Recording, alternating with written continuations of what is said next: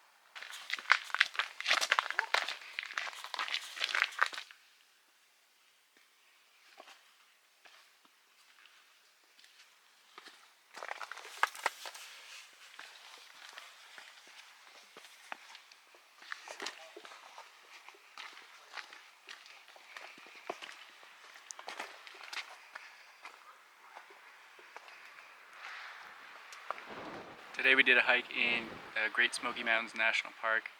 We made it up here to the summit of Mount LeConte. I think that's how you pronounce it.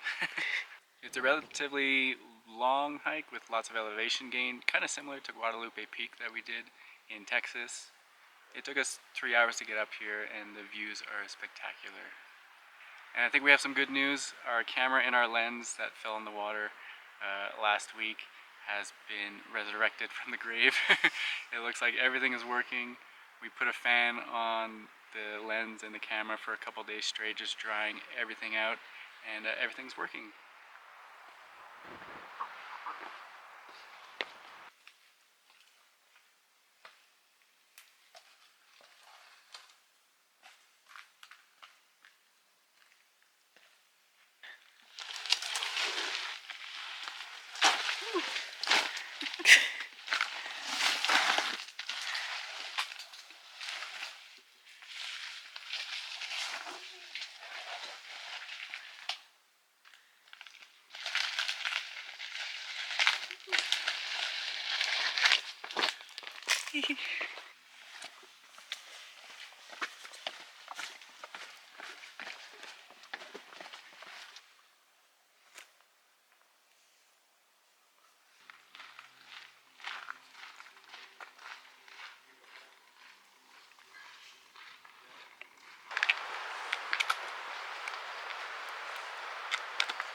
After our hike in the Great Smoky Mountains, I decided to do a bit of urban exploring. I had heard about an abandoned theme park high up on a mountain, so I knew I had to go see it for myself. This park, called the Ghost Town in the Sky, has been pretty much abandoned since the mid 2000s. There have been many attempts to revive the park, but all have failed, and it has been in disrepair for over 2 decades. The park's main attraction was this Western-themed ghost town. It was quite an eerie and funny feeling to be walking through the actual ghost town of what was once a pretend one. The park also had a roller coaster, complete with a loop-de-loop, which you'll be seeing later on in the exploration.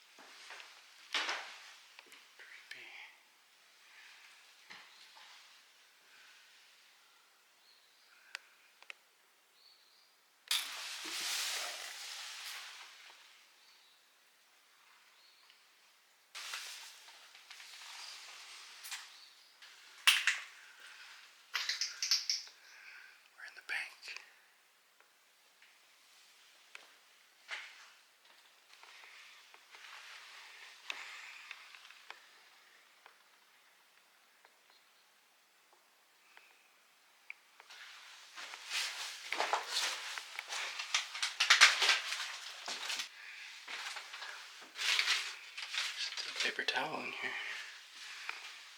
Hello.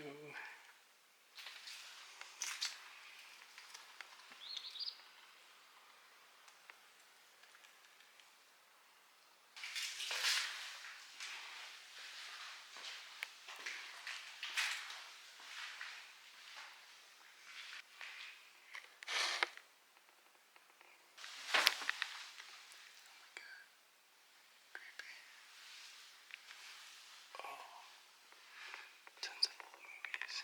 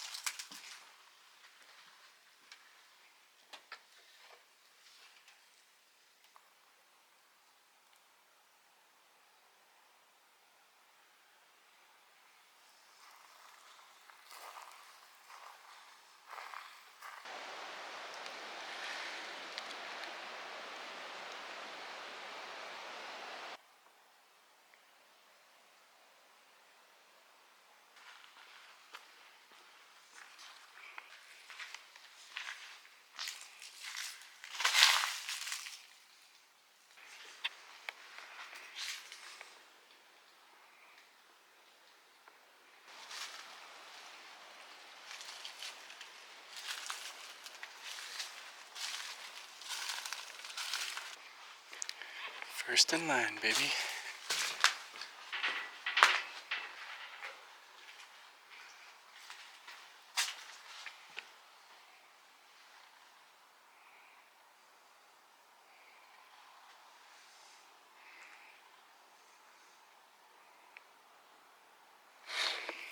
Get across here.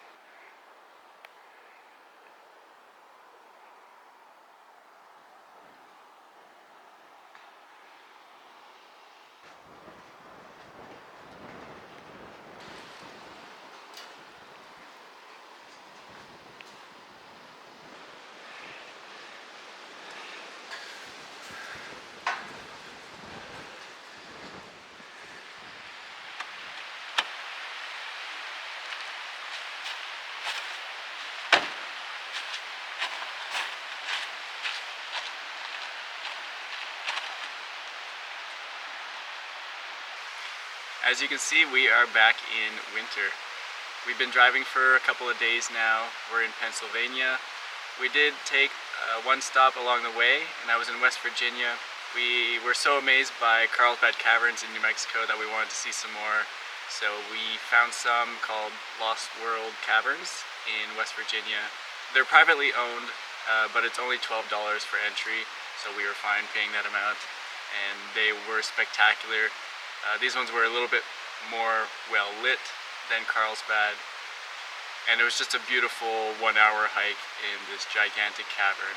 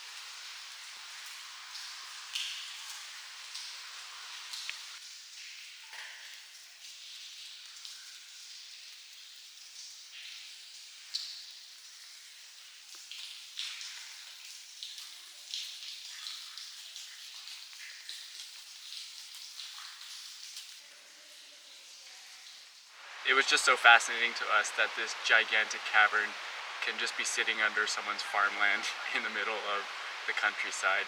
It makes us want to hopefully find a cavern under our land. Geese! Geese? Yeah, that is the worst V formation I've ever seen in my life. We have a couple more days of driving north before we get into Canada, and we have a couple things that we want to see. The first one is called Beartown Rocks. It's not too far from where we're camping right now, actually. And the last one is an eternal flame under a waterfall. So we don't know what that's going to look like, but we'll see when we get there. And we're a little bit worried about driving more north because it is just going to get more snowy as we go. This van is not very well equipped to drive through snow and ice. Even just driving down this national forest road, we weren't really sure how far we could go before getting stuck. So our last few nights of camping in the van are probably going to be more urban camping. This might be the last time we actually feel like we're in the forest, in nature. But we are really excited to get back up to the cabin and start some work in maple syrup production. So let's get to it.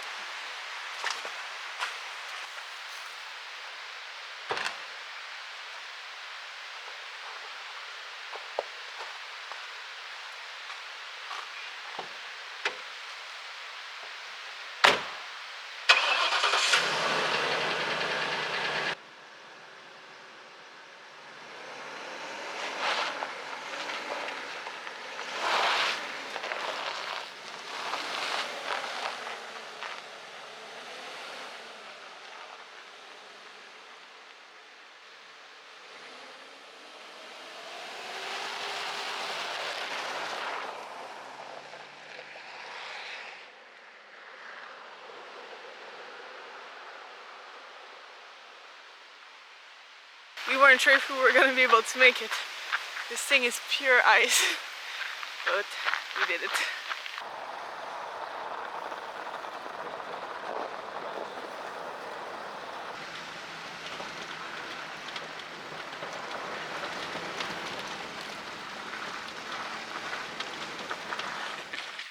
So we're going to visit Beartown Rocks, and the road down to it is not winter maintained, and we're really not sure how far we can go. So we just parked it on the side of the road there where we know we have traction to get out, and we're gonna walk the half-mile down to the rocks because yeah, it's turning into sheer ice already.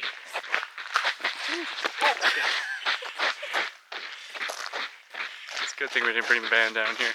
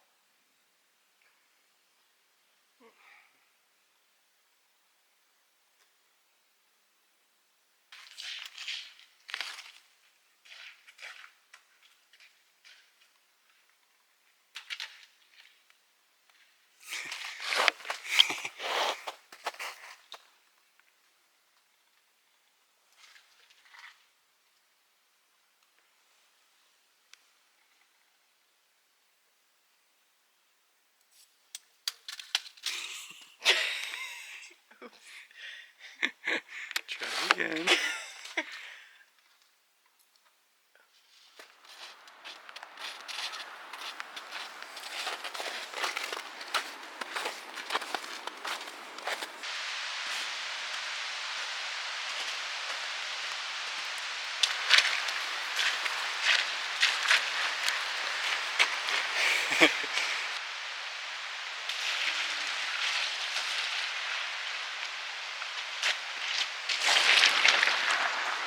Whoa.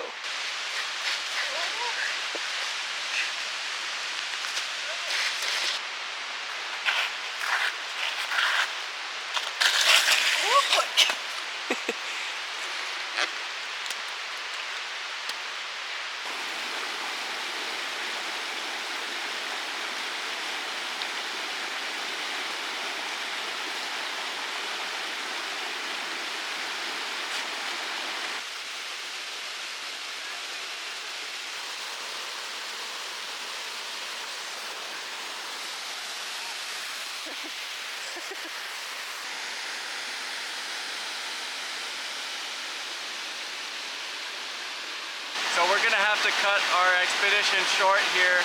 It's just getting way too dangerous for us to continue up this creek. The waterfall is right behind me, you can see it, and the flame is supposed to be in there somewhere. But I think even at this time of year, it's probably covered in ice, it's probably not even visible. So all our efforts of sketchily climbing up and down this ravine, I don't think it's gonna be worth it in the end. So we're just gonna cut our trip short here. We know the trip back is safe, so we're just gonna backpedal. It's very unfortunate that our last adventure on our trip is gonna be a failure, but at least we had a pretty exciting time here, and we're just happy to be returning back to Canada alive and in one piece.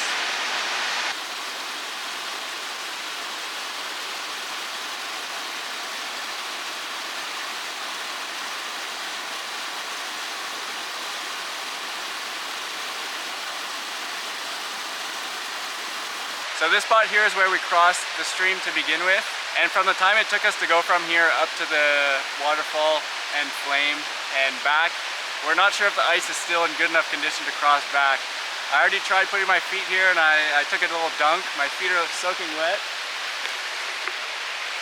And we're really not sure how strong that bridge over there is. It looks really weak. Today's a really warm day. We have rain as well, so this ice is melting pretty much before our eyes. Crossing the stream and getting our feet soaked is not something that we're too worried about. The water doesn't look to be that deep. Our only worry is that we're gonna slip and then our cameras are gonna get dunked in the water again, which we really don't want. So we were looking at the map of the area and we think we're gonna try to climb up this cliff on the right side. The trail looks like it goes around here, so we're thinking we're gonna be able to catch that trail, which should bring us back to the parking lot. We didn't expect this crazy of an adventure. We thought it was going to be like a 30-minute hike to go see a little flame under a waterfall, but it's turning out to be a little bit more challenging than we expected.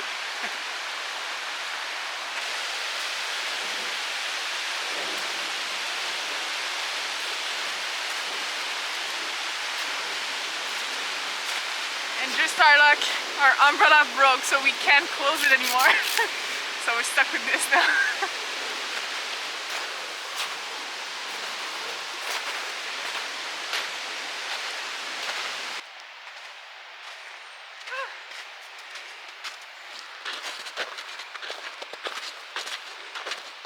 So we made it back up onto the secondary trail.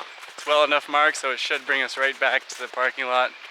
But I think it does have to cross the stream above the waterfall. So we'll see what that creek crossing looks like when we get there.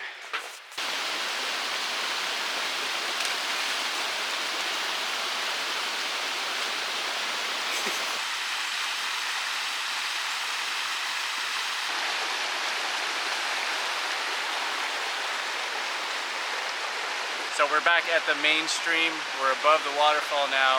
The flow rate looks pretty much the same as it did down by the waterfall. So it's kind of just as treacherous to cross here as it was down there. But it looks like we have this big log, big tree fell across the stream, and I think we can kind of sit on it and scoot our way across.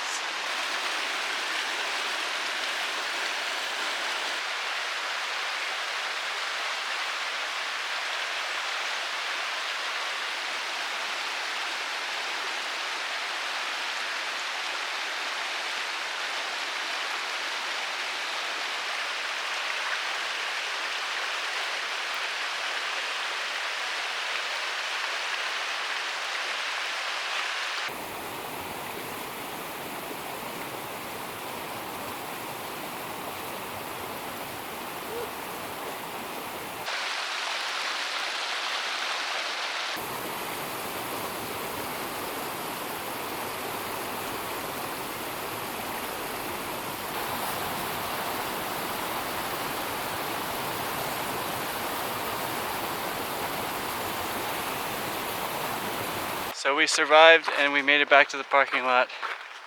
And I think we understand now why we're the only car in the whole lot.